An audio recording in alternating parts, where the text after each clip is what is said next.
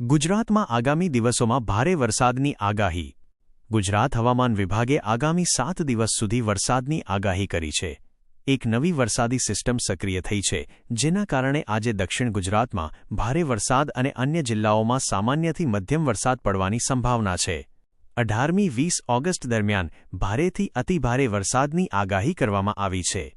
જાણીતા હવામાન નિષ્ણાત પરેશ ગોસ્વામી જણાવે છે કે બંગાળની ખાડીમાં એક ચક્રવાતી પરિભ્રમણ રચાયું છે, જે મજબૂત થઈ રહ્યું છે. તેના કારણે 16મી 22 ઓગસ્ટ દરમિયાન ગુજરાતમાં સારો વરસાદ થઈ શકે છે. હવામાન નિષ્ણાત અંબાલાલ પટેલ અનુસાર આગામી 48 કલાકમાં પૂર્વ ગુજરાતના કેટલાક ભાગોમાં વરસાદ પડી શકે છે. 17 ઓગસ્ટથી બંગાળની ખાડીની એક મજબૂત સિસ્ટમ ગુજરાત તરફ આવી રહી છે. અરબી સમુદ્રમાં ઓછા દબાણવાળા વિસ્તારના કારણે રાજ્યના કેટલાક ભાગોમાં 10મી 12 ઇંચ સુધીનો વરસાદ પડી શકે છે.